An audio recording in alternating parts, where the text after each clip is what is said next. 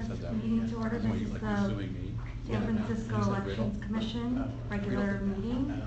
Today is Wednesday, April 17, 2019. It is 6 p.m. Secretary Walker, roll call, please. Commissioner Bernholz. Here. Commissioner Donaldson is excused absence. Commissioner Hill also an excused absence. Commissioner Giordano. Here. Commissioner Jung. Here. President Mogi. Here. And Commissioner Rowe. Here. We have a quorum with 5 members present. Great. Item number 2, please. So sorry. General public comment. Public comment on any issue within the Elections Commission's general jurisdiction that is not covered by another item on this agenda. Yes. Come on up. Good evening.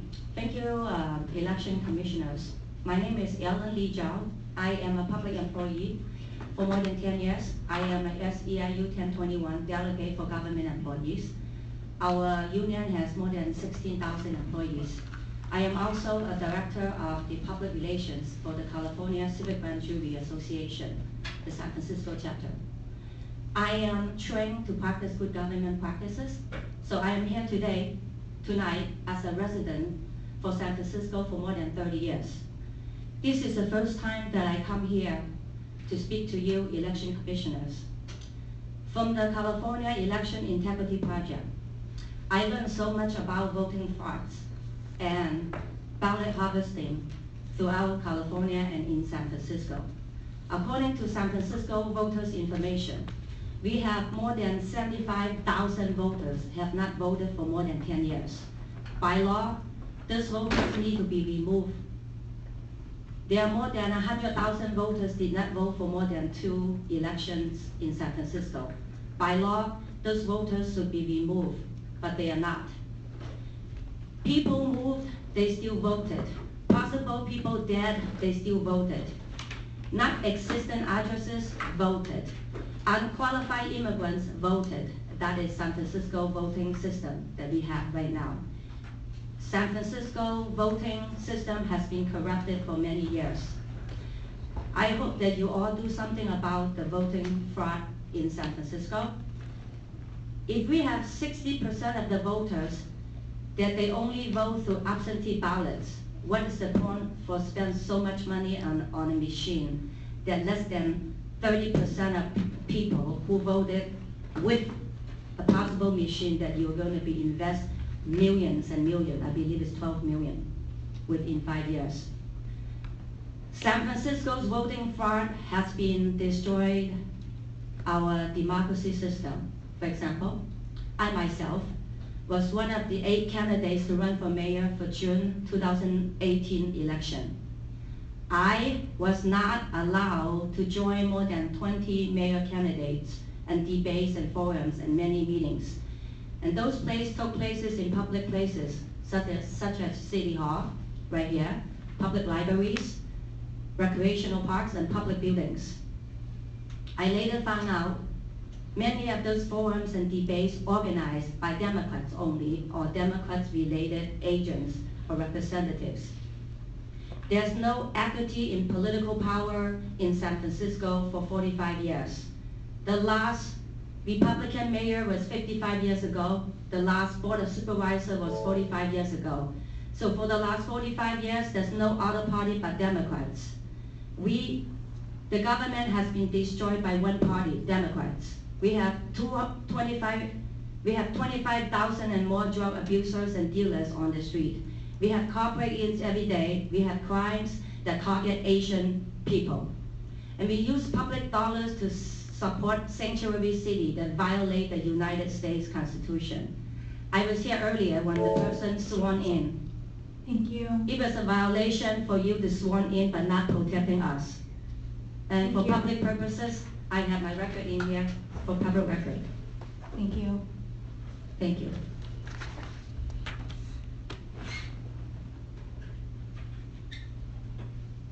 Any other public comment?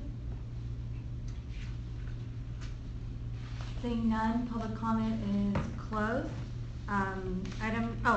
actually, I just wanted to, before we move on to item number 3, we have, I'm wondering if it's all right if we move this item to a later, a later time, since we have one speaker that's unable to make it at this time right now. He's going to be arriving a little late. Is that all right by the commission? Okay. So then, let's just move on to item number 4. Item number 4, approval of minutes of previous meetings. It's discussion and possible action to approve minutes from the February 20th, 2019 Elections Commission meeting. That's item A, 4A.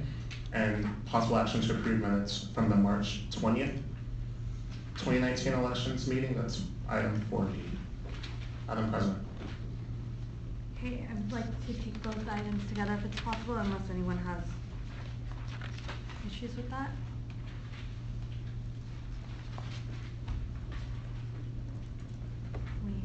Move to approve both minutes. I second. Okay. Oh, and do we take public comment? Yeah. Any public comment for item number 4? Seeing none. Secretary Walker, please take roll call. All right, roll call for item 4, approval of minutes for both the February 20th and March 20th, 2019 meetings. President Mogi? Yes. Commissioner Bernholz? Yes. Commissioner Giordane? Yes. Commissioner Jung? Yes, and just to, I'm sorry, just to clarify, what we're voting on for March 20th is the new sheet that you provided, is that right? Yes. And Commissioner Rowe? Yes. Ayes have it unanimously, Madam President, with 5 votes. All right, item number 5, please. Item number 5 is Commissioner reports. Commissioner reports on topics not covered by another item on this agenda, meetings with public officials, oversight and observation activities, long-range planning for commission activities, and areas of study and proposed legislation which affects elections, Madam President. Any commissioner reports? So the open source voting related stuff I'll report on under the appropriate item, but I did, the topic of risk limiting audits came up at the last Elections Commission meeting, and then I had said that I would introduce Director Arntz to Professor Ron Rivest at MIT, and I did introduce them over email. And I think that's all I have to report. And Commissioner Hill was not able to attend, and it's in your binder as well. Thank you for printing that out, Secretary Walker. And hope you had a chance to read it. It's mostly about the public policy, the Goldman School public policy student who's going to be working and doing some research on how to reduce disparities in voter participation across San Francisco neighborhoods. Basically just giving some overview of what her plan is and what her research will be, and then hopefully to be coming in on July 17th to do a presentation to us. And I think that's what she wanted us to report in the commissioner's report. Does anyone else have any other things to report or questions? All right, any public comment? Yes. My name is Ellen Lee Zhao. I went to your website, and there's a lot of things that's not up to date. It's very outdated. I think it's only fair that you update that information, whatever you're doing, include the reports. Your website. Okay, Thank you. thank you. Any other public comment? Seeing none, item number 6, please. Director's report. Director's report on topics not covered by another item on this agenda, Madam President. And Director Arntz, sorry. Director Arntz, yes, would Thank you you. like to? Yes, so I won't go over my report, but just to add to it, obviously we're working now mostly on getting the new system implemented. Attached to my report was a demo ballot. So this is an actual ballot format from the system. So this is something that, if we were to define an election in the database, we could run this ballot and accumulate votes for reporting, and that's actually what we plan to do. So when we go out to do the outreach presentations, we'll have folks mark this demo ballot. We don't have the ballots from the printer yet, but once we get the ballots, we'll send these ballots out, and then we'll accumulate those results. And then what we can do is we can issue results. We can use the system to issue reports on these demo ballots. We'll create a database essentially of votes, and that's and that's something that Commissioner Dronick asked me in an email about getting some information on the reports, which we can't do yet because we have no data yet. But we can use these demo ballots to get some data to start issuing some reports. So that's the plan there. One thing about the ballot too, so even though you don't see it here, the ballot is basically a grid. So there's a series of lines that are used to place content, and that's why you see the red ovals, especially on the ranked choice, it's more obvious on the page, the first page actually, the front page. So that's why the ovals are where they are, is just based on the grids. Probably would be something like this when we do the actual ballots. We don't have a lot of maneuverability with the system. Then also, the reason that the ovals are red is the system does not pick up the wavelength that red is created in. So we actually increase the voting target area by using the red oval versus a dark oval, and that's something that we will continue to use going forward.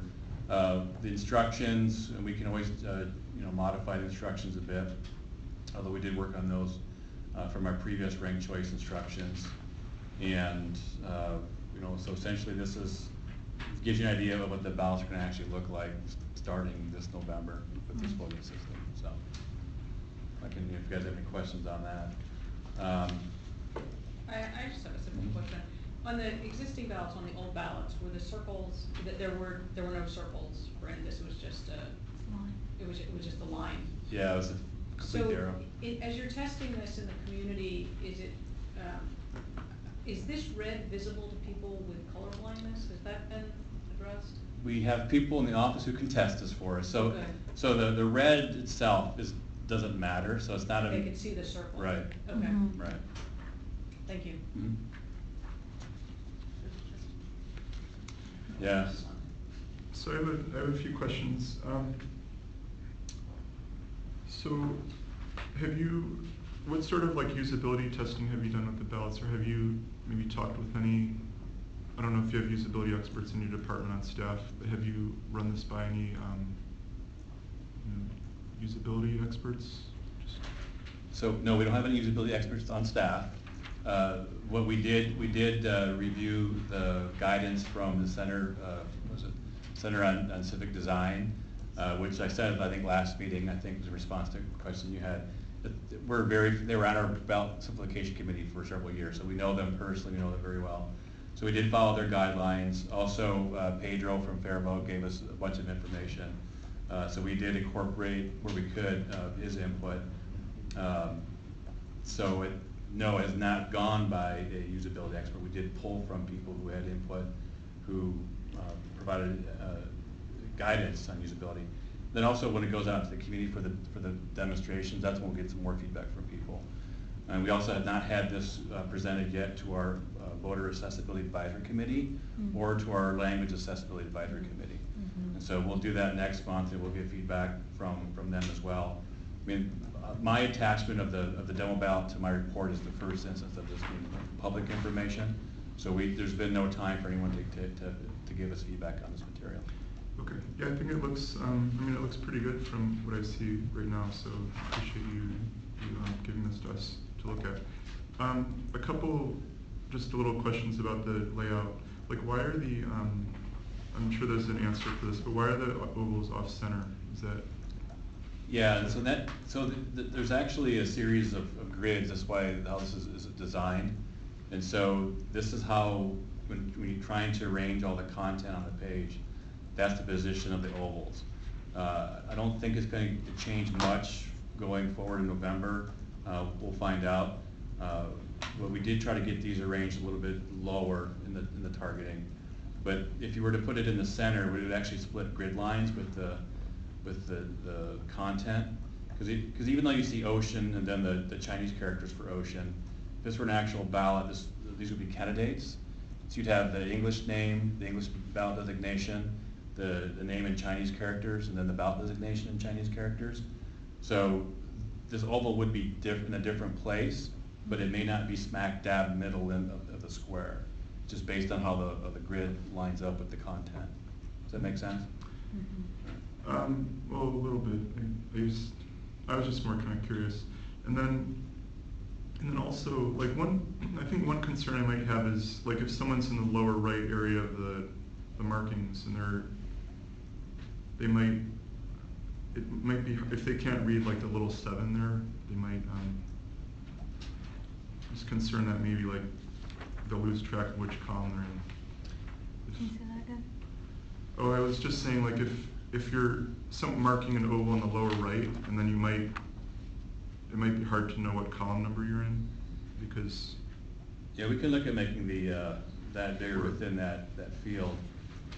Then also on the shading, if you notice that the shading in the 1, 2, 3, 4, it alternates.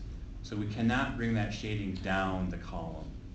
And that would, that's probably your next question. And the reason for that is that the difference in the light, how the system would pick it up, would affect the sensitivity of reading the vote. So that's why we have it up in the header for that contest. Yeah, I don't have any suggestions or anything. I mean, maybe one kind of thing would be putting the numbers again at the bottom or something.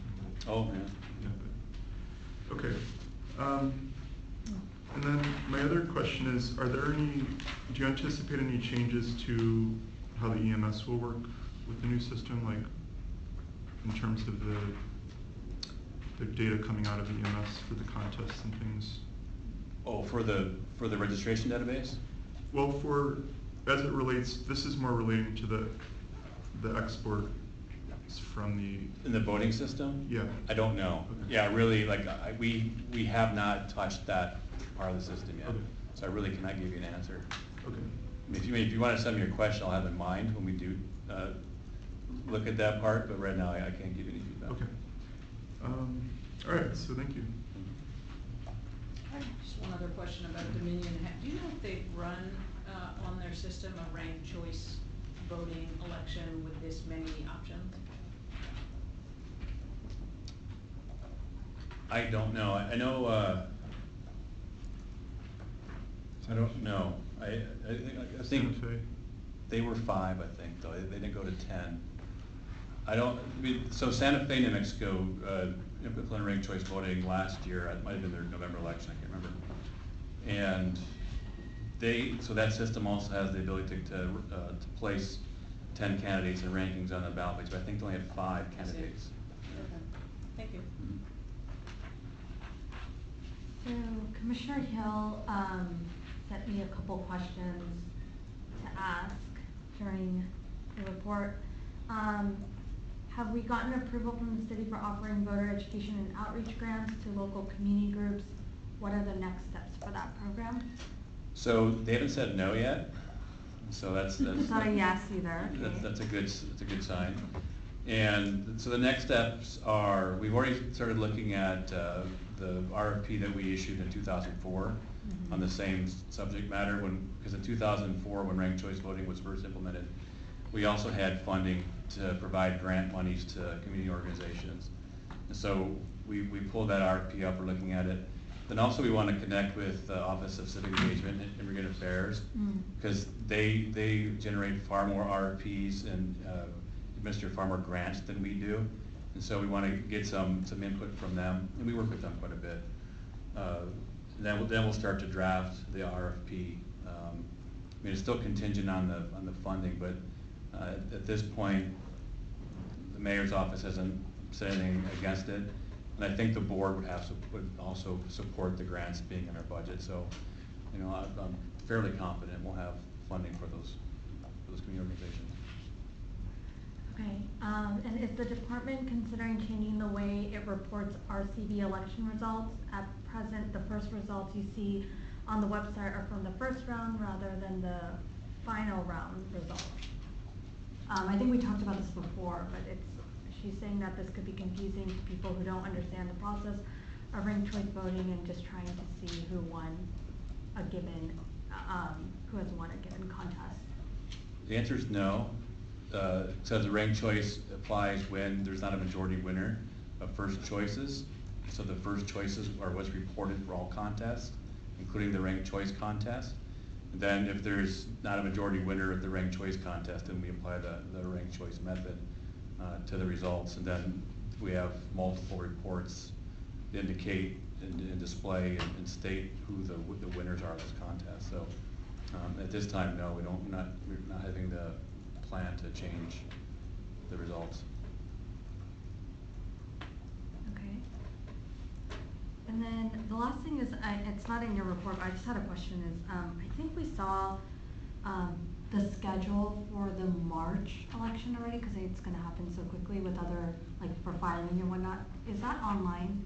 Yeah, so it's on our website. So it's kind of hard for me to find, because I was looking for it earlier and I couldn't find like when certain filing deadlines are for the March 2020 election, not for the November. Do you know, can you just let me know?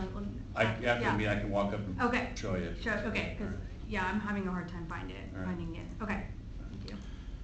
I think November 2020 is up there as well. Oh, Calendar. okay, it's my lack of ability to look up a website, so I'm gonna need a little help. Go to campaign services. Seriously, go to campaign services. Okay, yeah, I'm here, yeah. Then you see there's like an elections calendar. Just click it, oh, okay. There should be a choice of which election to choose. No, there isn't. We'll Oh, okay, review I'll look it at it, all later, right. unless I'm clicking it wrong, All right, but all right. I don't see it. But I will Okay. say about the March election, and I said, I think I mean, we'll have, the ballot simplification committee will be starting up around Thanksgiving or Christmas? Thanksgiving. The week of Thanksgiving. A week of Thanksgiving, which we're still will be processing ballots from the November 2019 election. We'll not certify the 2019 election yet. We'll be doing the ballot digest for the measures for the March election. And then the filing period for Sigs and Lieu will be right at the end of December, right at Christmas time. And then we go into the filing deadlines, begin for the candidates right around the first of the year. And so we'll be running these two elections essentially simultaneously. That'll be my director's report. So it's not just a matter of us getting ready for November, but we're also getting ready for March right now. And then one thing too, I'll keep saying every meeting now actually, is the nonpartisan issue with people being able to, we're nonpartisan, we have no party preference, able to potentially, the parties are not declared yet, the opportunity would potentially to vote on party ballots for the presidential candidates. And for those of you who were here 4 years ago when people were saying, you know, blah, blah, blah, we'll put a lot of information out about that, and I'll say every meeting, and we've already started to put information on our website about this. And this is already part of our outreach program. So. When will the parties make the decision about whether they'll allow it? I don't know the deadline for them. I don't know the deadline. Probably could literally be around Christmas time when they do this, when we get formal notice. I've just a couple more questions. And this one's a follow-up to the question that Commissioner Hill asked about reporting the RCV results. So when you said that you weren't planning to show the winner on the main page, is that like a technical limitation, or you just don't feel like you want to? Well, no, the summary result is of the first choices. And so that's how we report the results from the very beginning of the election cycle. And then with the ranked choice, if it goes into the ranked choice, and then we have the detail reports that people can click on. Well, I guess because I've raised this a number of times in the past, I think it would be helpful to the public if they could see on the main page like who the winner of an RCV contest is, so they don't have to click. But because this is something that we've been talking about at TAC and working on this issue a little bit. But like if you had the ability to display the winner of an RCV contest on the main summary page, is that something you'd be open to? We'll look at it, but the numbers are different because as candidates are eliminated and votes are reallocated, the totals are of remaining votes in the contest, not all votes cast. And so the first choice is cast in the contest, or all votes cast in a contest, which is what the summary page shows.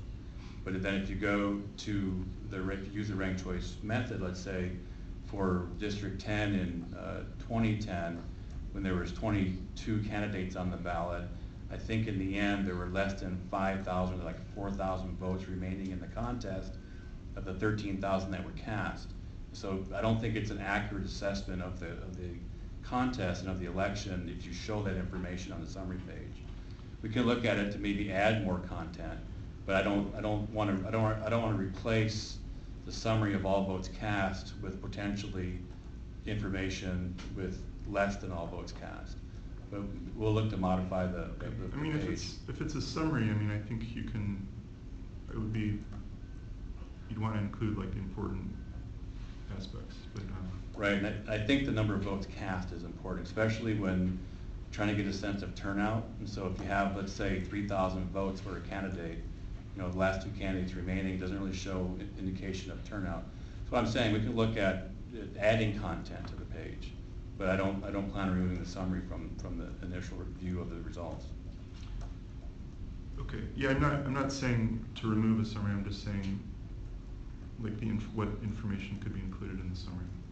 I think it's also a little confusing because I looked at this too, and there's like little things, right? Like there's like a state race that happens, and the way that they report it is how SF voted for that state race. And so any voter could actually look at it and be like, oh, that candidate won, but statewide they didn't win. But then that's not very intuitive either. And so there's like, I think what you're presenting on the website is consistent to what you're saying. Mm-hmm. How people then perceive and receive information is a little bit different, right? And so it is what I think Commissioner Hill or Commissioner Dranonik, you're looking at like RCV results, but like for me as someone who looks at like state results and who wants to do the governor one, like I wouldn't know by looking at the city website, right? You would have to look at the state website, or like you have to click something else, like look at the detailed RCV results. And so I think we have to think through more holistically if we are going to be talking about the summary, because I think there are different things that people will view and what they value. So if we're gonna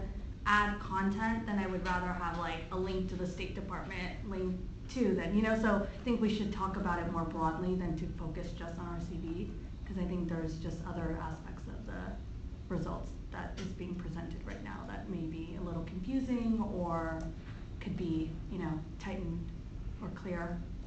Yeah, I know another thing, this is just a local example, but I know for the elections in which there are more than one winner, I don't think the summary page like indicates, like for school board elections, right? Yeah. It'll list 1, 2, 3. What's that? It'll list the top 3 vote getters, first 3 sections. Yeah, I think, yeah, Board of Ed is not ranked choice, so Right. it's just whoever gets the top 3 or top 4. So I think we could potentially talk about that at a, you know, different, but I think those are valid questions. I think we should think about it more broadly, because I think there are more questions than just RCV. Well, I mean, I'm looking at the elections for November 2018, and for the Board of Education, it just lists the percentages of all the candidates and doesn't say who actually won or how many people won. On the summary page? Yeah. Okay. And then I had one other question too. So when I was looking at the COIT consideration of the open source voting project, I noticed that the department had made some other requests to COIT regarding, I think there were like 2 or 3 different requests. Yeah, the asset tracking system would be one. I think the DFM contract extension or the new contract was a second one. That's our registration database vendor. And I can't think of the third one. Yeah, I was wondering, could you just tell us about what you had requested and whether COIT had decided to fund the projects? The asset tracking, as I mentioned this before in these meetings, we're moving from the RFID to a different asset tracking. RFID wasn't really working because the card stock is too dense, so we weren't getting signals from the tags. And that was for $80,000, I think.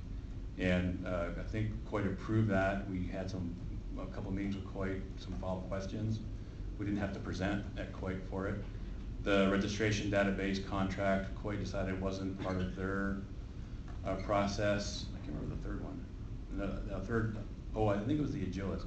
I think it was the ballot sorting equipment. I don't think that went to Coit either. I think that was through the general fund. So it was just the asset tracking system. And I think that maybe the leased voting system might have been listed there too. Not sure.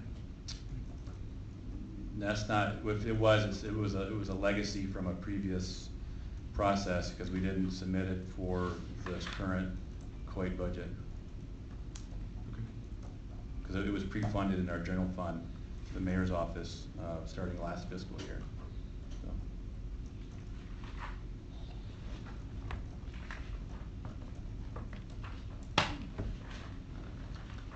Any other comments?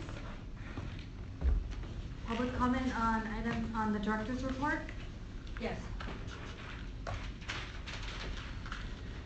I came here tonight to report voting fraud, which is the director in here. I tried to ask questions, and many of the question was not answered. So here's what happened. You know the ballot that we have in here, it's really hard to track. Remember I said we had more than 100,000 voters. They're not supposed to be in the voting ballot, but yet there's no way to keep track of the absentee ballot that we sent it out. We know San Francisco has been corrupt.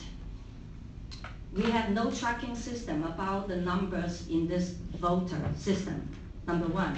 Number two, we keep sending people to absentee ballot and people report they're missing and then you give another ballot.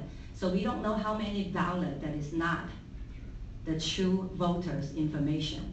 This information in here, I'm not sure how legal this is. San Francisco approved 1, 2, 3 voting system. This is 1, 2, 3, 4, 5, 7, 8, 9, 10. So that's number two. Number three, when the election office doing outreach to voters, it is misleading the voters. You put people in a criminal charge. San Francisco passed a law and tell people that if they're undocumented, if they're illegal, they can vote for a school district. And when they register to vote, they can vote all they wanted to vote. But when they want to become a citizen of the United States, they will be reported and they will be in a felony charge. I'm not sure what kind of government that you have in here and discuss things openly, illegally, unconstitutionally. And I'm here to report it to you on behalf of many employees and many residents that our system, our voting system has been corrupted, and our director in here has been notified by court, by judicial court, and by California that our voting system, the information must be deleted and removed by court, but it has not been done so far. Right, John?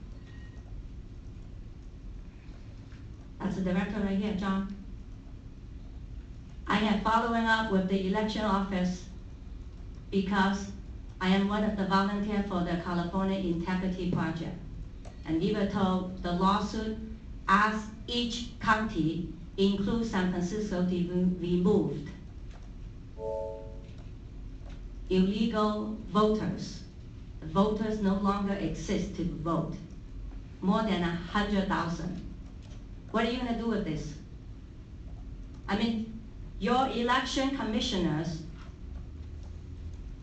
called to do a duty to protect democracy. So I'm asking you, what are you going to do with this? It is a lawsuit by Judicial Watch. But John is not doing anything about it right now. Thank you.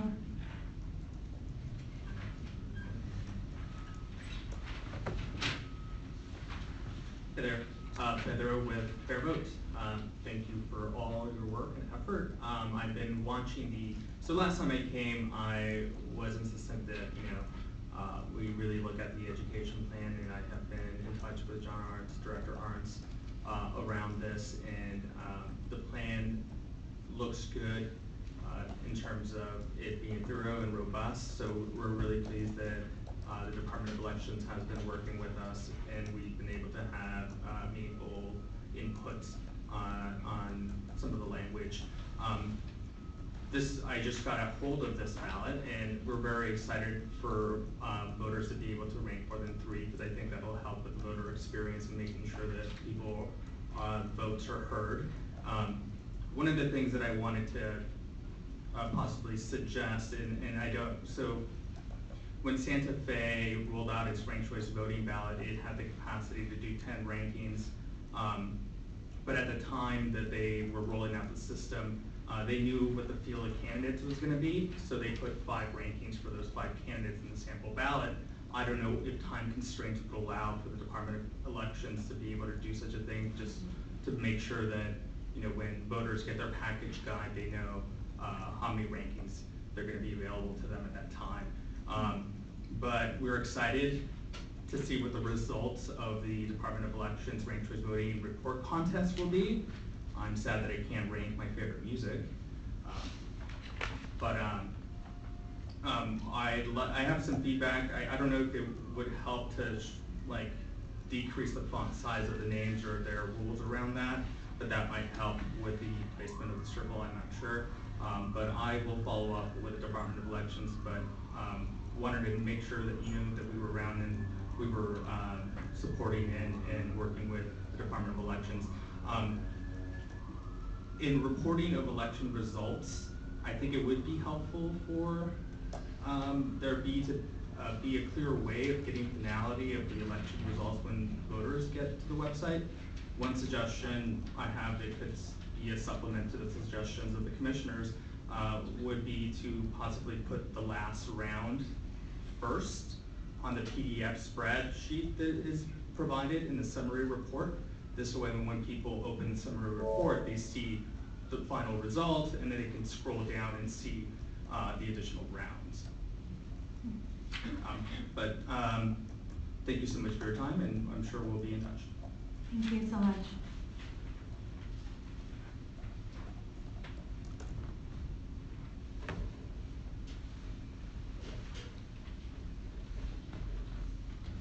Hello, Commissioners. Brent Turner with California Association of Voting Officials. I just wanted to mention, because Chris mentioned, Commissioner Jordanek mentioned about the Kuwait, and we were there on Friday and took exception to some of their scoring that occurred within their procedure. And I wrote back to Charles Bell to let him know that we took exception to his scoring. Apparently there's some disinformation going out that's creating what we call FUD, fear, uncertainty, and doubt. It seems like some people are saying, you know, oh, be afraid of this project. There's going to be cost overruns. It's too complicated. There's no necessary plan for it. Be very afraid. And so, of course, we don't know who exactly is the providing the disinformation, but we can imagine that it's somebody that perhaps doesn't appreciate open source projects. So we're undaunted. We see the national news. We understand the seriousness of this matter, the situation our country's in. We hope that we can just make sure that Kuwait maybe has a chance to reconsider. I think they're meeting again tomorrow, and adjust their scorecard, because if they don't provide the money, then I guess it's on the mayor and the supervisors. But so many years ago, we already accomplished this, where everybody agreed this is what we were doing. So there seems to be a block somewhere in the system where disinformation is coming in. So I just wanted you to be aware that happened in Kuwait. Thank you. Thank you. Is there public comment? Seeing none. Item number 7, please.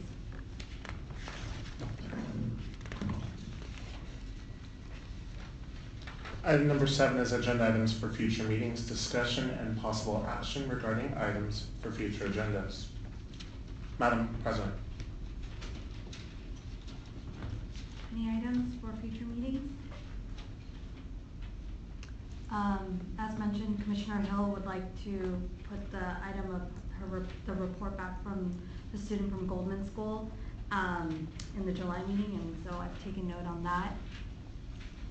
I think we discussed openly talking about this, the outreach, kind of more in depth as maybe a line item, or so maybe as we kind of go through, Director Owens will connect and see when good timing is to actually have it as an item to have materials presented, and so the commissioners can ask questions.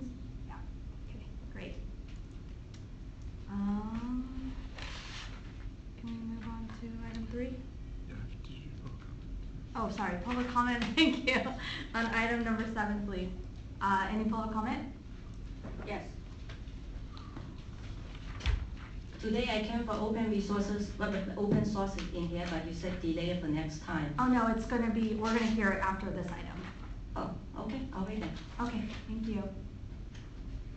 Any other public comment? Seeing none, we'll move back to what is item number 3, the open source voting. Commissioner. Oh, I'm sorry. Secretary Oh, Walker? do you, oh. Yes, please. I don't have to read it. We're there. Can we start with Commissioner's report? Or, yeah, let's do that. Or should we have Director Jarrell? Or do you want to do your report first? Yes. Okay, I'll let you, Commissioner's report first, please. So I'm going to, we don't have a TAC member today, so I'm going to give a short TAC report, and then I'll report some separate things that on open source that were not part of TAC. But so TAC is having another special working meeting this Sunday at the public library. We're going to be working on our open source results reporter. And I also wanted to show the commission and the public what the TAC has been working on. We have a little demo of our results reporter. And I was thinking maybe I can even show it on the laptop. I think it's up. Is it up? Is that screen on there? I'm just not sure how to, I've never done this.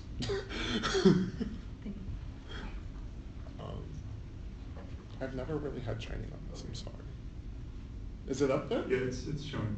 Okay. So, and this will just take a couple minutes, but so this is the results reporter that TAC has been working on. We just got it working with real election data from the department's June and November elections.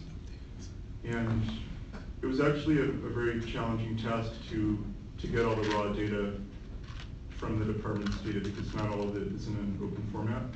So you can see that we have all the contests here. And then there's also you can click directly to the precinct level data. And this is a feature that the current results summary page doesn't have. There's no way to get the detailed info. We also have some demonstrations of what RCV could look like.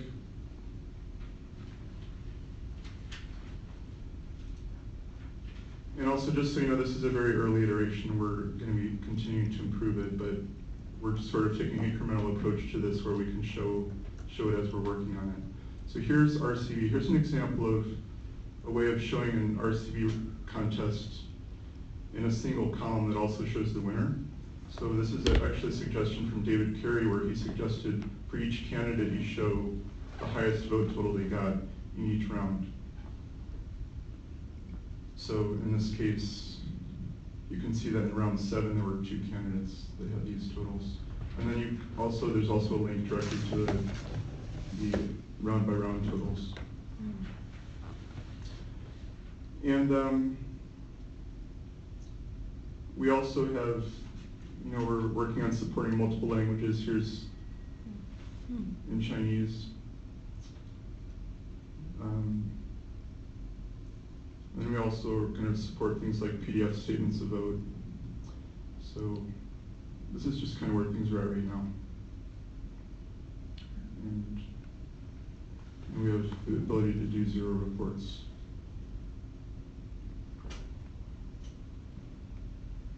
What are your priorities on this going forward?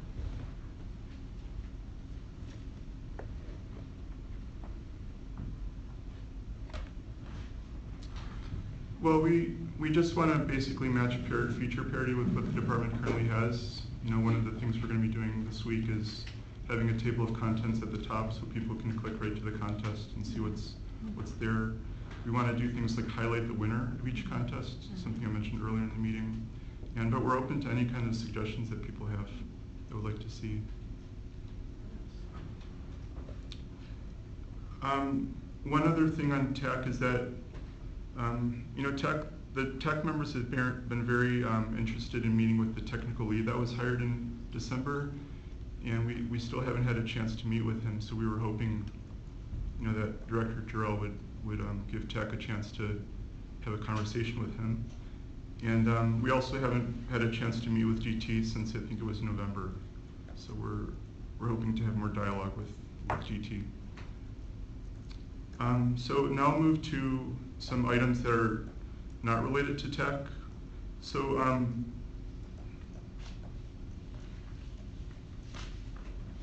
so I included a document in the agenda packet that has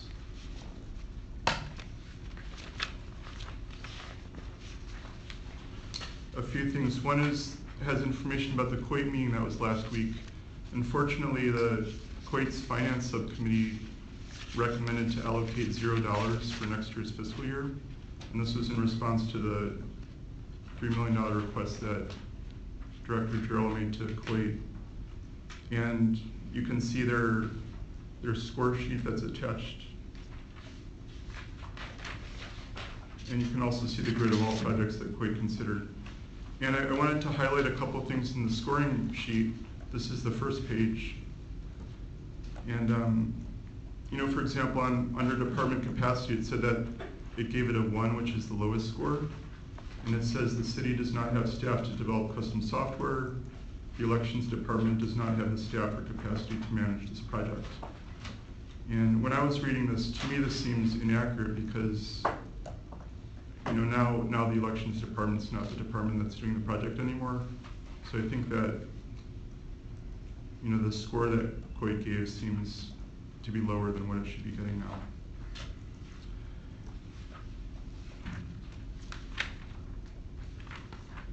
But this information is now for you to see. And then the last thing I wanted to mention is that California Clean Money is continuing to work on the state matching funds request. And I learned yesterday that they were able to schedule a meeting with Assemblymember Ting for tomorrow morning. And I'm going to be able to attend that meeting. And we still want to know if the city will be supporting this budget request. So I know that California Clean Money has been asking Director Jarrell if she's supportive of the language. And I know at the last meeting we had talked about sending this bill to the State Legislation Committee, and the bill wasn't published until a few days before the SLC meeting's deadline. So there wasn't enough time, but we can decide tonight if we would like to request the SLC to consider the bill. So I know Trent Lang is going to be, I think he should be arriving shortly, and if we have questions to ask him, but I can also answer questions. And I think that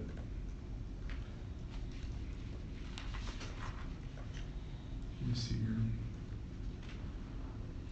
Oh, and then one other thing is that California Clean Money is also organizing a campaign kickoff rally to build support for the open source voting project and the state matching funds request. I think it's the weekend of May 11th. I think it's the Sunday. And they were interested in having, you know, someone from the commission to speak, and possibly even, you know, the director of elections, or also Director Jarrell, if they wanted to say a few words about the project. I know they would be interested in having them there. And so I know I'm not going to be able to attend the campaign rally, but I wanted to see if any commissioners here would be interested in being able to represent the commission at the rally. Sunday or Saturday? I could double check. It's a Saturday. Oh, it's a Saturday. But that, I think that's all I had to report. But Hopefully Trent will be here shortly, and then we can talk about the state legislation. Thanks. Okay, well, in the meantime, maybe we could do the director's report then. Director Gerald.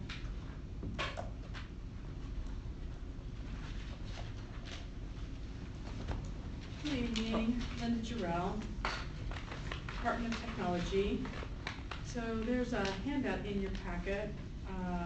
It looks like this, like open source project on the front, it's a little timeline, and we'll talk about costs at the end. So sometimes with projects such as this, especially in the city, we kind of lose track of where we are, and it's important to see what we have accomplished and what is coming up next. I think it's also important to realize that there are many paths forward, and I think that's what we're going to talk about a bit today. So just as a reminder that there was a feasibility study that was conducted by Solon Consulting. That work was done started at the end of 2017, ran through the beginning of 2018. Along with that study, there was some questions by the grand jury that we addressed as well. But we did receive from the Board of Supervisors an add back to the budget in 18-19. Please remember that we did request funding in 18-19, and it required supervisor add back to fund the project. It was a 2-year add back at $1.5 million. So that happened in the middle of 2018.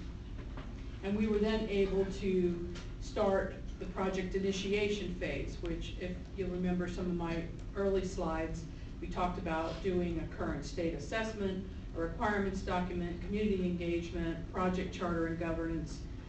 And so we have hired staff. We have a draft of the current state assessment. I would like to get that a little more polished. I'm trying to get that resource on board as soon as possible to help with that. We did hire, again, a project manager. We are in progress on a requirements document, and we have been meeting with open source providers and teams that could potentially help us with the project. We had scheduled, as I reported last month, a community meeting that would have happened next week on Friday, and I postponed that to next month when I learned that COIT did not fund this project. So I think we need to just take a pause. I'm very conscious of making commitments to the community. I think we need to be very clear with the community what our next steps are. We also need to make sure that we are getting support from the mayor's office for next steps. So I just want full transparency on all this, so that there aren't any rumors. There's no hidden agendas. So that's the way I'd like to see it. So I have Lorna scheduled for May 31st. We're holding a space at 1 South Van Ness, but we can talk about what happens next. So as I look forward just over the next 2 weeks, or what has happened in the last, say, three weeks, it's important to know that there is a whole process that goes into building budgets in the city. And I have been having multiple conversations, multiple presentations with internal staff, with the COIT staff on 2 occasions, and the mayor's office on 1 occasion, specifically talking about this project. I've prepared slides. Director Arntz has helped me with content and the slides. So, I felt we were moving forward and would have a result. Now, having said that, the city's budget process is complicated, and there are many competing requirements and demands. You heard Brent Long mention that this project was well understood years ago, and there was commitment from many about this project. I can tell you I have a large project in DT to upgrade the city's network. It is failing. It is at end of life. It is a $20 million, $25 million project, about the same size as this project. And it's funded for 5 years, was supposed to be funded for 5 years, and my request to COIT was not fully funded. So that's core infrastructure for the city that wasn't fully funded in this budget cycle. So our Cloud SF, our Upgrade the Network project were not fully funded. So I have to hope you can see that there are never, even though people have agreed that something's a good idea, every year there's a reassessment of priority. Every year there's a reassessment of needs, and that's how some of these things work. So I know a lot of times we're all disappointed and maybe a little bit surprised. So what I wanted to do next is talk about where we are with our funding and give you as much transparency as possible on that. So I gave you a little sheet that says open source financials. So on the project funding, we did have a carry forward budget in 18-19 of $125,000. We had our COIT funding. We did receive a small amount of $300,000. We had the council add back over 2 years, and that is a given. It was provided to the fund. We've had expenditures for 1.5 FTE and the on strategy, which leaves us a fund balance at the end of the year of $748,000. Again, in 1920, as we look forward, we will be able to expend the council add back. We'll have an on strategy move forward if we're engaging with the, I'm assuming we're engaging with the community and of a cost, and we will also have staffing costs. But we are expecting a fund balance of $733,000 at the end of FY 1920. So as we look at this and talk about where do we go from here, what do we want to fund, what makes sense for the project, our strategy has to change, and it has to change a bit. When I proposed the COIT funding of $3 million, the intent of that was to send a signal to partners that we were ready for a partner, which we would have been able to attract as soon as we issued our RFP, did the evaluations. We would be able to enter a negotiation and talk about cost sharing and talk about what our contribution was, et cetera. So now that's going to be a different strategy that we have to move forward. And our strategy move forward is more along the lines of what would, and I've worked on projects like this before, what would a partner expect from the city? So we would phrase the RFP in a way that would allow proposers to suggest a business plan, would allow them to suggest how they would fund, what funding they would need from the city, over what time period, et cetera. So then that would be something that we would evaluate. So instead of going in with money and being able to kind of set some of those terms and kind of being in that driver's seat, where now that we don't have that funding, we will have to move forward, and hopefully we'll be able to have the vendors compete against each other for what would be a preferred business model. You see the difference? Okay. So what I'm going to suggest is that we continue to move forward with our planning and developing and evaluating partners, completing system design, build a component schedule, which of course would be part of the RFP and would be kind of something that we would ask for comment on. We really still do have questions around state certification and what that process would look like for us. The software licensing question we really do need to answer, and I really think we need the community's involvement in that as well. And then I would hope that next year, if we move quickly, maybe we could get all the way into a contract. Now, we have to remember, even if we did receive $3 million, the reality of how quickly the city moves on contracts really needs to be understood. And it is easily a 6 to 8 month process on a good day for something big like this. So we can try to speed it up, but this is a large dollar amount. Anything over $2 million, I think I've told you this before, can't go through the tech marketplace. You wouldn't want it to anyways. You'd want it to be a competitive bid. So we will get as ready as we can and get the RFP ready for release as early as we can, maybe August, September timeframe. And so by December, we would be looking at bids, and then hopefully we would be able to get under contract in about 2-3 months, okay, probably 3 months. So we're just in a little bit different situation. It's not the end of the world. We can do this. It's just a different strategy, move forward, and we'll have to really sell it, right? So just a couple other things that I wanted to share with you about the COIT scoring that Chris mentioned. The COIT scoring is not something that anybody has any input into. So even though I have given many presentations on this project in great detail, as you can see, the scoring doesn't reflect the reality of how the project is being managed. So I think we just leave that as it is. It is what it is. I can't tell you that the scoring had any influence on the allocation of funding to the projects. So I'm just gonna say that. I think Brett and others are wondering what the challenge is around the project, why it wasn't funded. Is there something that is amiss? Is there somebody that is pushing against this? And I can tell you from my perspective and all of the presentations that I've had and comments that I've had from the Mayor's Budget Office, there's no one actively trying to stop this project at all. It is a question of priorities. The Mayor's very clear about her priorities, and I'll tell you that I'm working as best I can to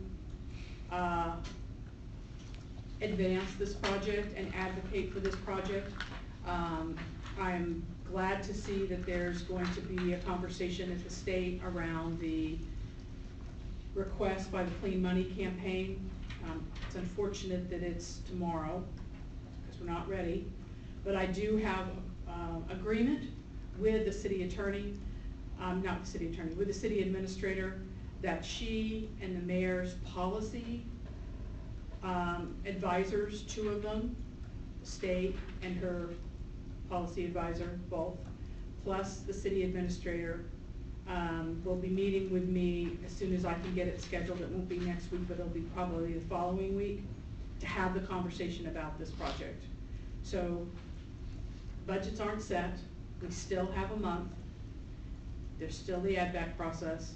So, you know, I'm gonna lobby as hard as I can for why we need to have the original strategy, how important it is, and what we expect to accomplish. I do believe that the pushback comes around some of the unanswered questions that were even raised in the Slalom report around state certification and a partner. Sometimes the city likes to kind of see all the ducks in a row before they make a decision. Sometimes that's not possible. So we would, if they think that we have to have that completed, well then we'll get that completed before we get funding. So we just have to move forward and meet the people that are the decision makers and give them the information that they need. So that's the plan, and I hope to have that meeting just as soon as possible. Let's see. So that's around the city support. Please understand that it's not that the city does not support this project. And that's all I have, unless you have questions. Do you have any questions? I have a few, but others can go ahead. I have Yeah, go a ahead. question on timing. And you mentioned that you had postponed the community meeting because of the decision made at COIT.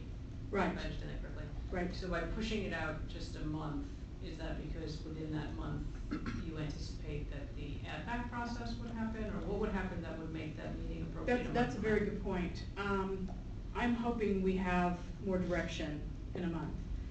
Of course, I have Lorna already scheduled, but we have not sent out any invitations, or you would have received one. So I'm hoping we hear from the policy advisors that they have a direction, or they have an approach that they'd like us to take, that we could communicate that to the people that attend our meeting, and then that will help frame the information we need from them, so that we get the information from them that lines up with what the mayor wants to see, and then we're in a better position to move forward. Thank you.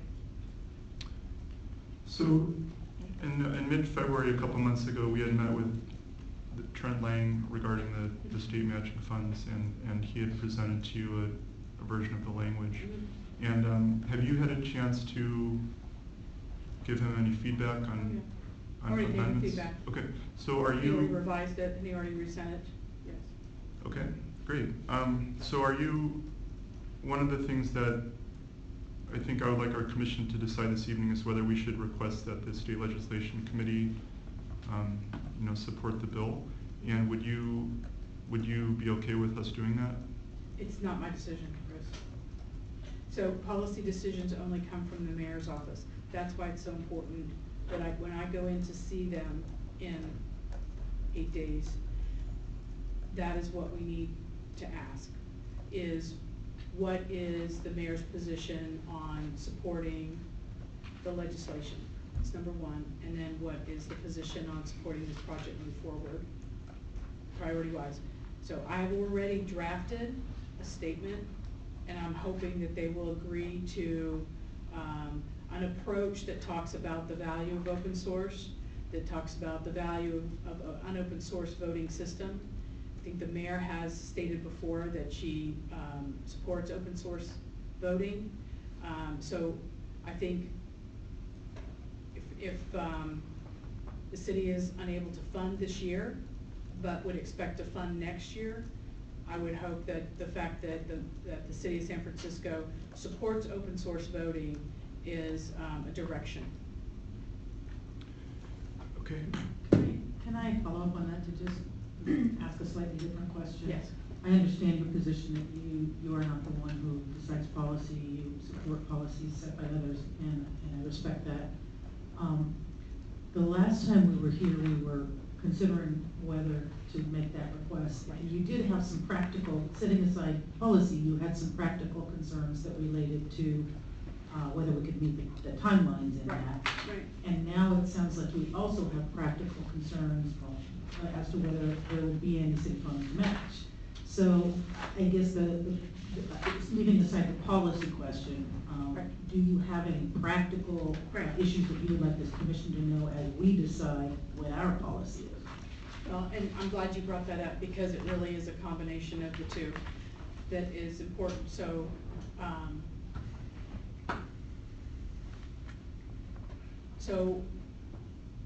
with the legislation the way it's written right now, there are dates in there, and I think it's too late to ask that those be changed.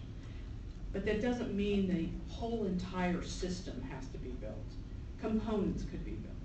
So if we look at this in a way to have certain components built and certified by the state, then the matching funds would still be helpful. So even if we were to get money next year, if we had a partner ready to go, we received the funding, they had a big enough team, we would be able to produce something that would, of course, benefit from those matching funds. So I think that's what I would hope. That would be best case. And also, in terms of like looking for partners, the first sentence of the bill is, it says the open source paper ballot voting system program is hereby established as a partnership between the state and counties with the goal of developing and certifying a publicly owned open source paper ballot voting system. So, I mean, it seems to me that the state itself can be a partner. I mean, I think if you have the right definition of partner. Well, and that's I'm so glad you said that, Chris. That's a really, really good point, because a question has been asked, why isn't the state doing this? If this is important to the state, if this is important to all the counties in the state, why isn't the state doing this project? Why is it San Francisco? Now, we all know we would like to be first. But in theory, if this was going to happen, why isn't the state managing and running this project and then making that code available to all of the counties and cities? So I'm glad you brought that up, and that's a question I don't have an answer for. I don't know if you do or anyone on the council does, but commission does, but it's an interesting ownership, governance, management, planning perspective. What I mean is that in your conversations with people, like in the mayor's office, and they say they'd like to have partners, you could tell them that this bill would allow us to partner with the state. Right, So, they want the state to do it, is also what the feedback is, what I'm getting. Okay. So. And then one of my questions too is, like I said, we haven't had a chance to meet in TAC since November, and I know the TAC members have been very interested in having a chance to dialogue with the technical lead. Is that something that you think could happen at some point? Yes, at some point. Okay.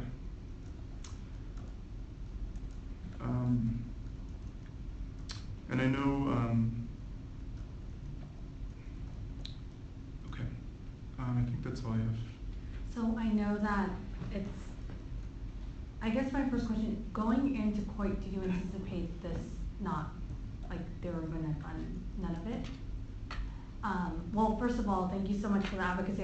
I know that you are spearheading this and, talking to the mayor's team and everyone else on this. I guess the one thing I'm kind of stuck on is, like, you just said, like, when you were presenting, like, the scoring, it is what it is, and even though it's inaccurate kind of scoring, I'm just kind of curious why you said that, because it's like, if the process is flawed, then I just feel like why go through this process? And I'm just kind of curious, why you said that. Well, I think they're still getting used to how to do scoring. This is like one of the first times they've used a scoring model to do this work.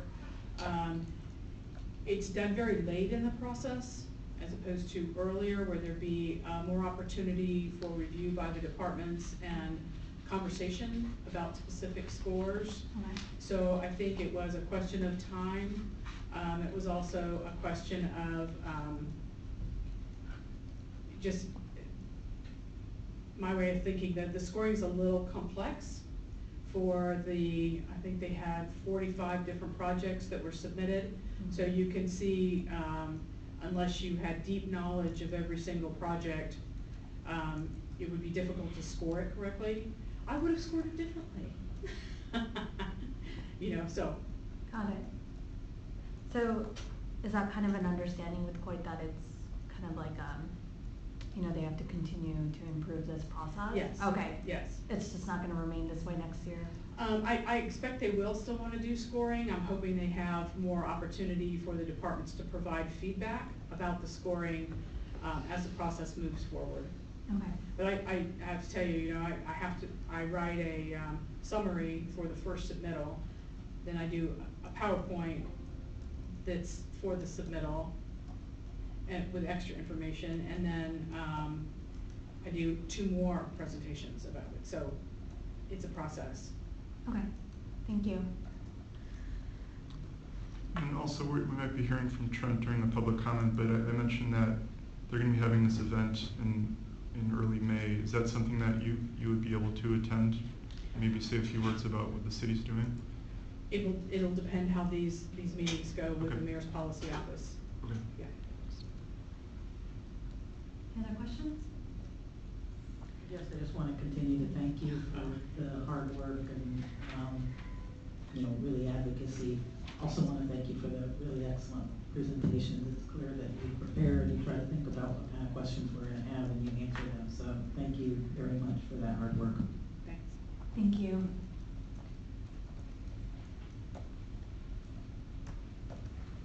Okay, we'll move on to public comment.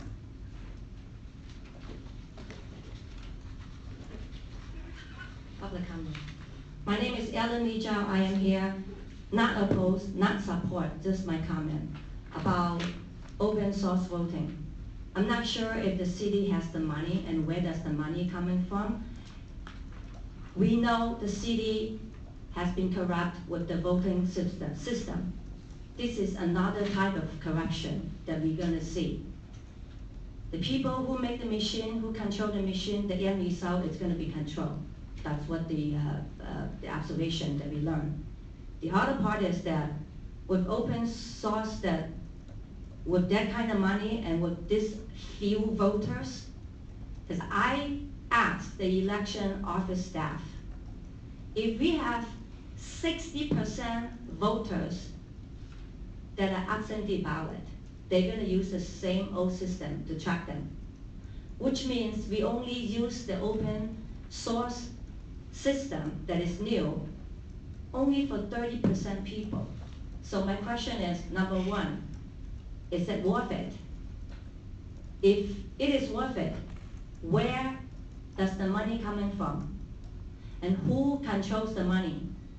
Because I have learned over and over, election after election, the people in charge of election office has not done a thing to protect our public. Because with all those corrupted votes, and with the lawsuit that has been done, and nothing has been cleaned, and then you're talking about another system in here. I'm asking you, election commissioners, you are called to make sure that this election department comply with compliance, voting rights for people who are qualified, who are citizens, and who obey the rule and obey the law. Not just because people have money and bought.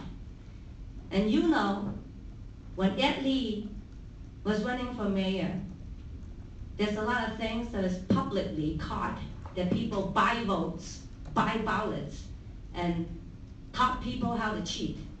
And nothing has been done. That was years ago. And some years ago, maybe John can remember, there's more than 20 ballots found on the bay after election. So I'm asking to evaluate the process itself.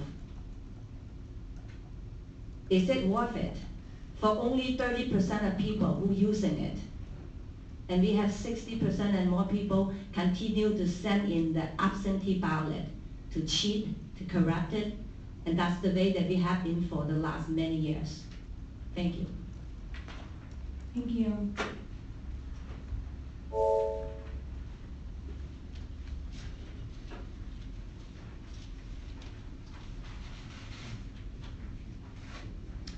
Hello, Commissioners. Trent Lang, President of the California Clean Money Campaign up from LA. Thank you again very much for your leadership as a commission on the open source issue. It's the fact that we are here today with an opportunity for San Francisco to lead the nation is really due to your long leadership as well as the leadership of many others here, but especially yours as a governmental commission. So as you've been discussing, we are now sponsoring a bill, AB 1784, the Secure the Vote Act. That is a budget request similar to last year's budget request. This is expanded to allow 2 counties to get $8 million. Last year's budget request would have just been for $8 million. The basic parameters of the part that San Francisco would likely qualify for are very similar to last year's request, though we have taken some feedback from Director Durrell on some of the deadlines in the bill. The thing that gives promise to this as a chance to pass in the legislature now, more so than last year, 2 things. A, the fact that San Francisco has already now actually got skin in the game and is working on it and has initial plans. That's crucial. And then secondarily, that the County of Los Angeles is now interested in applying also for matching funds, hence the other $8 million under a different matching rate. It's really important that we do it's crucial that we get the support of San Francisco to be able to pass this, and the parallel budget request. Assemblymember Santiago and Chu also have a parallel assembly budget request. That's one of the things we're meeting with Assembly Budget Chair Ting tomorrow morning about. So the endorsement of the city, whatever you can do, county, whatever you guys can do to help make that happen. I do know that Assemblymember Ting's office has already asked us for as many details as we can get from the county and how they would use the matching funds. what funds would be allocated, what would be the basic plan, and so far I haven't really been able to report much on that, and that's makes it harder to convince the budget chair to provide funds. So to the extent we can get that, I know there's problems because the county hasn't allocated all the funds yet either, so there's a little bit of a chicken and egg issue here. So those are the key things, and I'm happy to answer any questions about the bill or status. I have a question. Yeah. So what would be, I looked through the bill and I don't oppose it, but what would be the impact of this commission voting to support when we don't, we're not the commission that oversees the relevant department, and this would not be a policy, and we can't decide what the mayor's office does and what they decide to support it. So I'm not saying it doesn't mean that we shouldn't support it, but how much would that help you? My understanding, first of all, my understanding is that you can actually make requests to the county legislative committee that can start off a process there.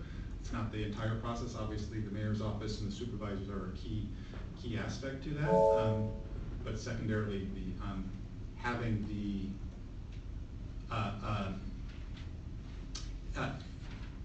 having just the public request from the Elections Commission, the fact that you guys requested the $4 million last year was absolutely crucial in our being able to go to San Francisco leaders and say, hey, the Election Commission has requested $4 million for this project. Do you support that? Will you go on record as supporting it? That was, I'd say, part of the reason we were able to get the initial $1.5 million that we're started with. So that would be, it would be part of that as well. So is there anything else you need from, aside from getting the city to support the bill, is there anything else you need in order for your meeting to be successful, do you think? I don't know how much can be provided by tomorrow, but certainly being able to report that there will be some sort of report that we can give about how the money would be used if it were allocated. I mean, if there's some kind of broad thing, we do have the chart that was in your agenda packet, and that's helpful, and we're going to present that to Assemblymember Ting. But if there might be more, I'll try to find out more details from what they need. But I'm guessing that they would like something more. Okay, so if the state does allocate this $8 million, and the county does allocate the extra funds to be able to earn that match, kind of what sort of timeline does the county anticipate, does the Department of Technology anticipate that they'd be able to meet the deadlines in the bill, which aren't for the whole system, but are for things like having the vote by mail tabulating system ready. So being able to report that would be the process would be helpful, I'm sure. Okay, I mean, but like concretely though, there's a chance that he might want more detailed planning documents, basically? Yes. Okay. Yes. Can I just say something real quick? You know, really the best thing to take with you would be the feasibility, I know y'all don't like this, the feasibility study from Slalom, because it has the plan in there. It has a plan. It has costs in there, it has plan in there, it has components in there, it has lots of words in there. So, and it does talk about risk, and it does talk about some of the factors that we need to overcome. So it is a very strong document in terms of, have you thought about it? Do you know what you need to do? Do you know where you're going? Do you know what, it's not an engineering, because I know where Chris is going, and I would too. It's not an engineering document, but the city did invest, I don't remember how much we paid, for that piece of work. So I would take that with you. That would be your best, if you have a copy. I don't, but I could probably. I can get one for you. Okay. Lots of words. Anything else? I would just like to say that, just a quick reminder, that we are having this open source campaign kickoff on May 11th at the Women's Building in the afternoon. Last time Commissioner Dranock was an invited speaker. He's not able to come, unfortunately, that day. I think we would be very happy if one of the commissioners, if the chair, for instance, or another commissioner would be like to speak to why, briefly for a couple minutes, why the Elections Commission supports it. I think people would be very happy to hear about that. And then, of course, Director Jarrell, if you're able to at that time do so, I'm sure people would very much love to hear your perspective where the county is at. If you can email it to our secretary, then we have 2 commissioners that are also out today, so maybe if they can attend, it might be helpful. So if you can send it to our secretary. Okay, then great. We'll do. we'll go and we'll respond that way. Beautiful. All right, thank you. Thank you. I'll just say I could probably attend. I would need some coaching from Commissioner Jordan as to what I would say, but I am free on that day, so other more knowledgeable folks aren't available, I could probably do. Thank you. Thank Make sure you. you get my email address after this. Yes, okay, thank you. Thank you, Commissioner Rowe. Any other public comment? Come on up.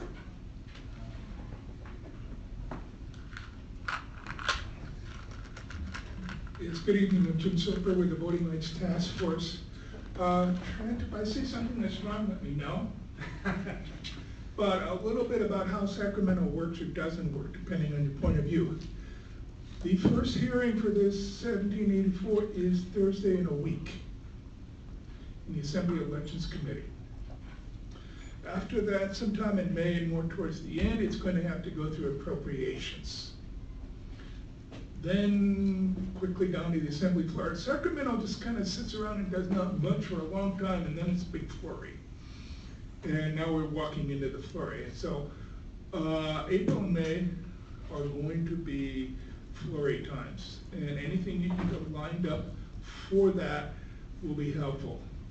This time Trent is doing 2 things. He's doing the legislative bill, 1784, and going through the budget process, which is separate, and asking for a line item in the budget. And I think that's going to come in May. Last year was in May. So anything you can get lined up in the next few weeks will help. And obviously, as much support as you can get for this project, it will help. I will do what I can with it. I think we may have a shot at this if Los Angeles is joining us. So that's all. Thank you. Thank you.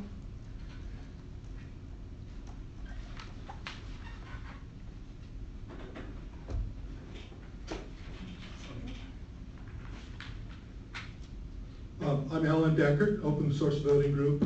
Most of you know the story that I started this campaign in early 2000s. My group developed open source voting systems and demonstrated them up and down the state, across the country. And in fact, in 2008, we had 900 square feet in the Moscone Center for Linux World. We had 17 voting booths, and all of that was volunteer. We didn't have any budget, basically. It was just, $50, $100 contributions. And I think that my message to San Francisco is that there are thousands and thousands of people around this country that would be delighted to help. And you really need a mechanism to engage those people, those volunteer computer scientists and engineers, like what we engaged. We had 40 volunteers at the four-day conference in Linux World, and we had 17 voting booths. All of that software was GPL software developed by volunteers. So the problem with voting and volunteers is that voting exists in a highly regulated market. It's highly regulated. Most open source projects are volunteer. Volunteers do the coding. In our case, we had volunteers doing the coding and all the design work, everything else, but there's still this component of this regulated market where it has to be tested and certified, and that's where the money comes in. And we didn't have it. We couldn't do that with volunteers. We couldn't expect volunteers to not only do all the work and put up all the money. So you have the money component. You have the state. You have the county funds behind it. But we'd like to see some way, a group, a division within the elections department, or I mean the IT world, and where you can engage volunteers. And what you're going to find is if you do it right, there are lots and lots of people that will help you with lots of great ideas. And these are not just run-of-the-mill people, top scientists and engineers. I had scientists and engineers from top universities around the state and around the country. And you know, you need to know how to do that. And I don't really see that in your program right now. So I'd suggest taking a look at how to engage volunteers. Thank you. Thank you.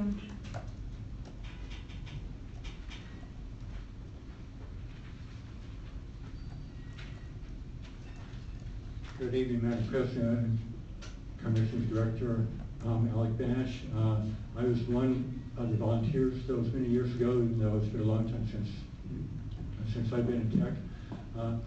I know I don't have to speak about what's happening at a national level, hate-filled tweets, acting department heads who don't go before Congress for confirmation, department heads being told that they should do illegal acts, but then they will be pardoned, so they don't need to be concerned about that. Let's go to the point of who should be doing this. We should all be trying to do this. We should all be trying to move this forward. If it is going to happen here, where is it going to happen? If it doesn't happen at the state, where does it happen? What can we do to forge a partnership with others who are interested to really make this happen? And I want to express appreciation for what the OSTAC has been doing. Director Jarrell has been doing an outstanding job on this and has presented everything very transparently. Anything that the commissioners can do to help move this forward, I would urge and encourage you to do all that you possibly can.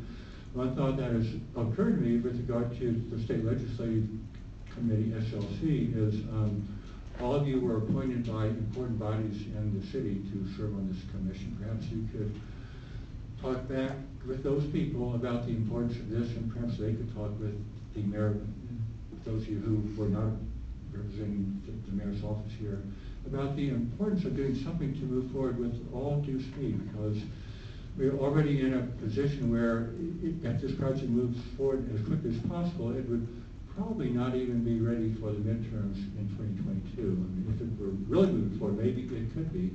Those midterms in 2022 may be the last gasp for this country, depending upon what happens in the presidential elections in 2020. So I encourage you to consider this with a real sense of urgency and emergency. Thank you. Thank you.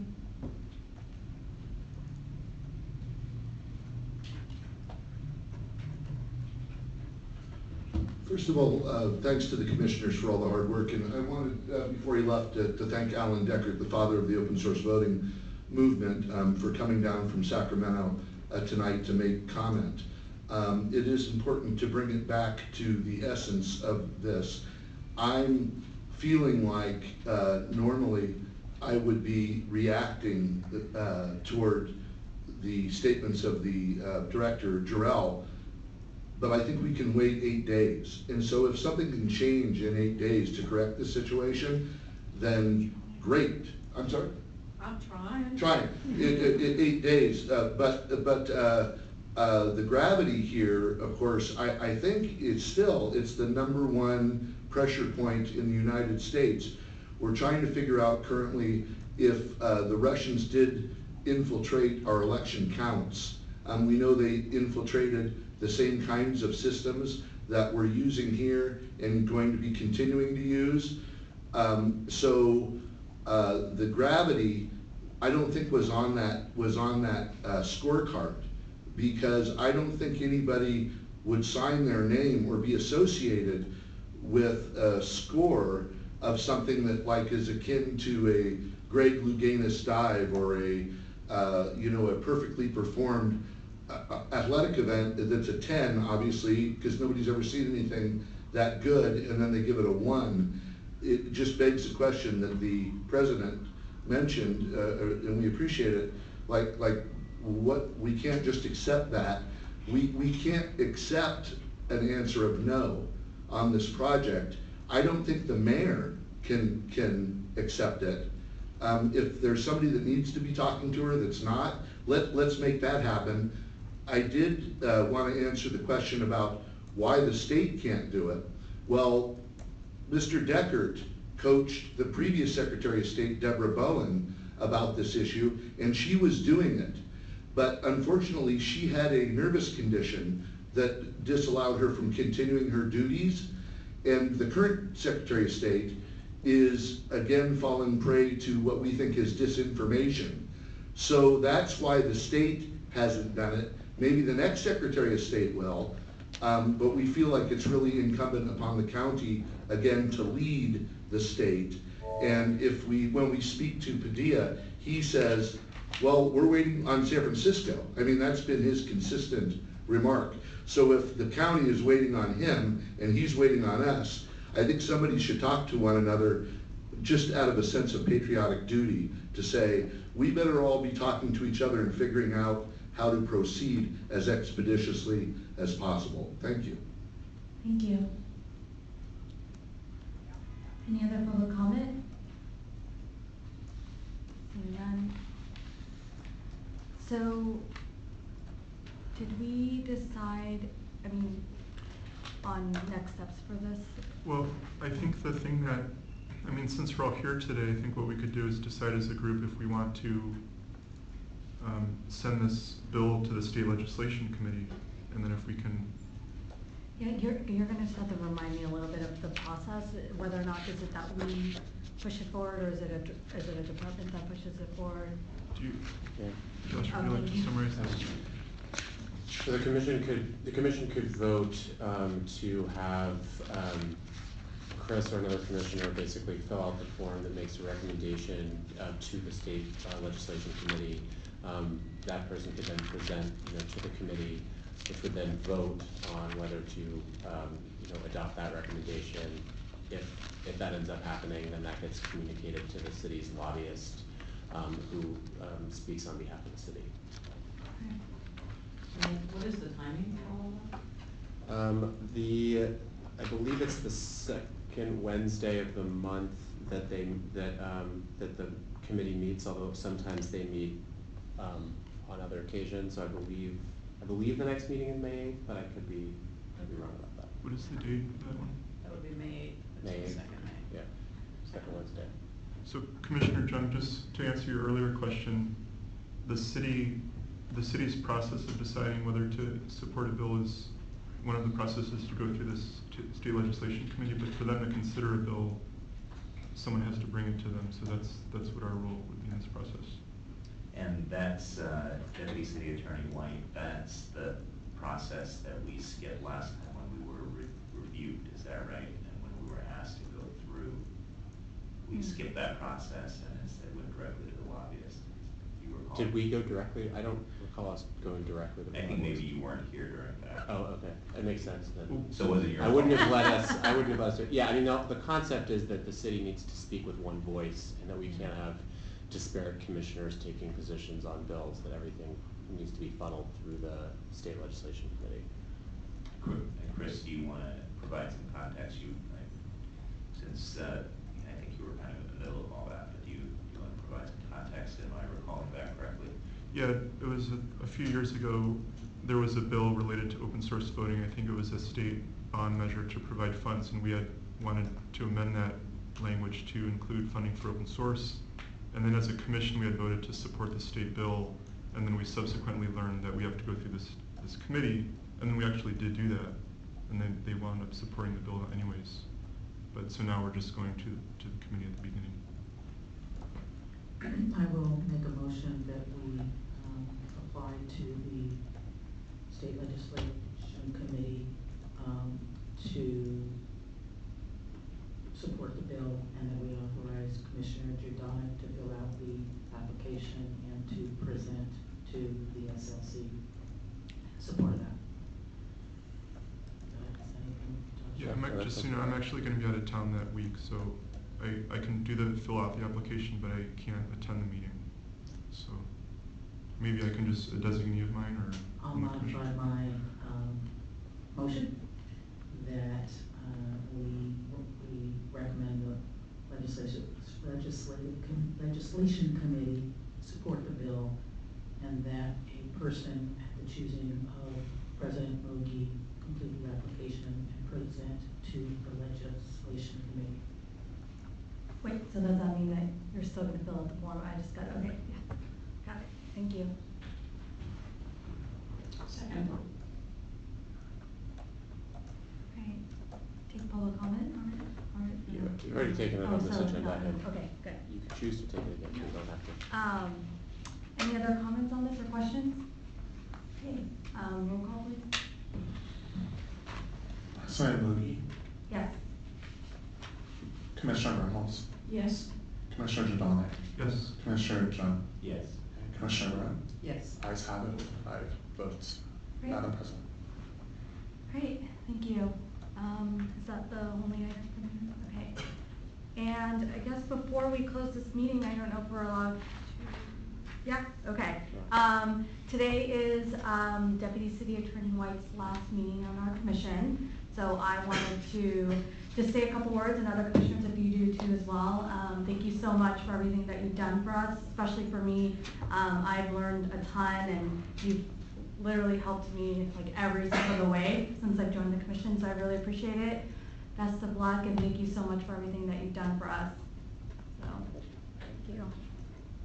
Anyone else? Yeah, I've also really enjoyed working with you, and so Likewise. excited to see you Yeah. again. Thank you, Josh, for everything. Yeah. With that said, it is now 7:43, meeting adjourned.